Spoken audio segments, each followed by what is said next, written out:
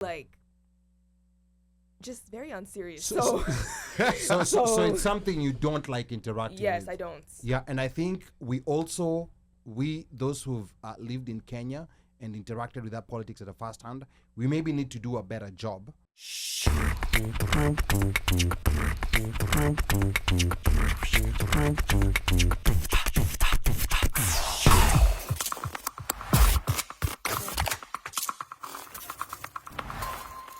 Like now it's okay to be proud to be African, but before 5 years ago, it wasn't cool.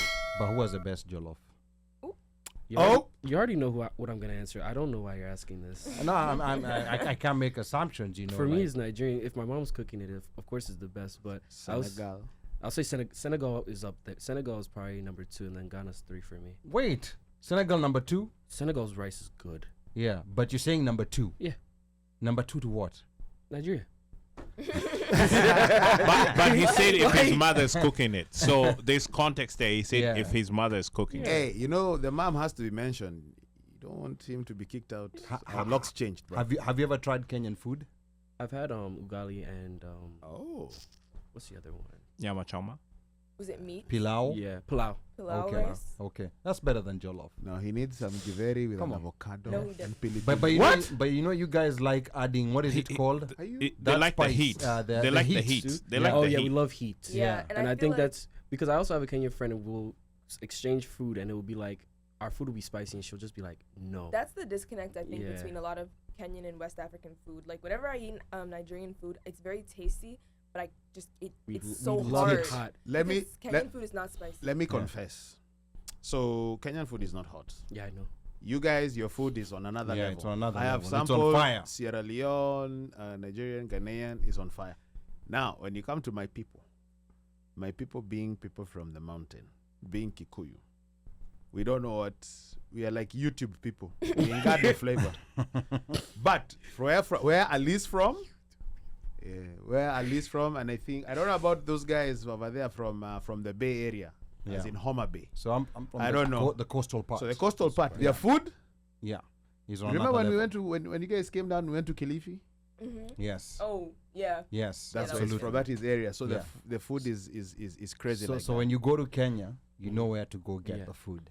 Yeah. Okay. So but sample some of the mountain, but bring your own hot sauce. I don't know why you're Come with laughing your over own there, Of Mosh. course, our food is flavorful, and no one has ever complained No of one's our food saying not it's being. not flavorful. We're just saying No. we It's love the spice. No, I'm saying that he knows why I'm saying that. Our mountain He- YouTube people. Their flavor is in the amount of water they add, yeah. which is a lot. Okay, that's a story for another day. Dhufu. That's a story for another day. But you guys, what visions do you have? What comes to mind first when you think of your countries? I mean, of course, there's the food part that you guys have been talking about. But Rehema, what else comes to your mind? Like when you visualize Kenya and you started thinking of Kenya, what was it that would come to your mind? Well, for me, I think the main thing that comes to mind when I think about Kenya is actually like the culture that's in the history of it, and not really okay, for example, when I think of Kenya, I think of the things I've experienced in my shoshos, farm with my grandparents, learning about different things, different traditions and such. It's not really I don't want to say the flashy part, but it's not. It's really just the cultural and historical part. Or the cultural and that's what comes to your mind when you think of Kenya. Okay. What about you, Jide? What is it, when you started thinking of Nigeria? I don't know how frequently you go there, but what is it that used to come to your mind? What comes to your mind? For me, even up till now, it's the culture we've brought here and how much more multiplied it is there. Nigeria is a country of hustlers. That is one thing I will say. And I didn't realize how much, I knew that they were hustlers because it's a mentality that we have here. Even the first generation kids from Nigeria, I would say, also have the hustle mentality. But you don't realize how everybody is hustling and bustling until you go there and you see the streets crowded with people trying to sell things, everybody trying to live life. And when you see that on top of the culture that they've provided with all the music and dance, it's just something that you really appreciate as you get older and notice those things that you've even brought here to America as well. Okay. All right. It's interesting. I've been seeing a lot of content, like about Nigeria, the streets of Lagos and everything. And I found it very interesting. There are people who sell, like the way bottled water is sold here. There are people who sell water in sachets, in plastic. Yeah. And it's very popular. Yeah. In plastic what? In plastic Plastic bags. bags. They call it a sachet, Oh, it's called, right? Yeah. What is it, right? I don't know what they're called, but it's like They have yeah. a name for it, yes, Yeah, we but have it's a ice water, it's bag it's, water. it's Yeah. a paper it's a paper sachet, and that's what I look at it. and Plastic bag. then there are also people on the streets who are selling bread and butter. Yes. But here, how is it called? Butter? Butter. Yeah, it's bread and butter. Yeah, we call it bread and butter. So I've seen that, and I find that very interesting. And how do you deal with Nigeria is one of the most stereotyped African countries, or maybe one of the most stereotyped countries in the world Yeah, on so many things. Yahoo boys, scammers, 419. Yeah, I mean that's just the reality, and this is not only from people outside Africa, even Africans. Even in Kenya, you come, like when you tell someone you're dealing with a Nigerian, hey, they'll tell you, hey, be careful. I'll just say, because we are the most populated country in Africa, so I think that what happens is that when you think of Africa, you think of what country has the most people there, and then I feel like we do immigrate here in influxes, if that makes sense, like in vast numbers. So even within like the DMV here, the majority of the Africans you'll see will be Nigerians. So it's like when you're dealing with someone who tends to be African, you're going to be like, your first thought is, oh, I remember this Nigerian and this is what happened. This is my experience. So that's what your stereotype is going to be built off of. Okay. All right. The funny thing I always find is that people are so quick to pick up on those negative stereotypes, but no one is going to say that almost in every hospital you go in America, you will most likely find a Nigerian doctor.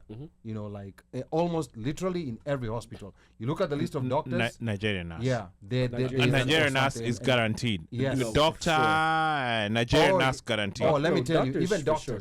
Doctors for sure. There's some hospitals that don't have Nigerian doctors. Don't get me wrong. There are many. But I'm just saying that Nigerian nurses are everywhere. I don't know where they don't exist. Yeah.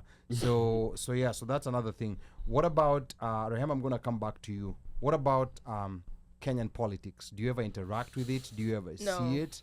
Do you ever? Is there anything you know about Kenyan politics?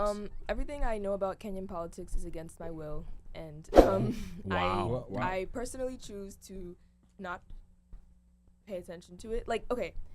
In the most simplest terms, it is very overwhelming. So I know it's a very privileged stance to say this, but I don't like to perceive Kenyan politics. I think it just kind of stresses me out.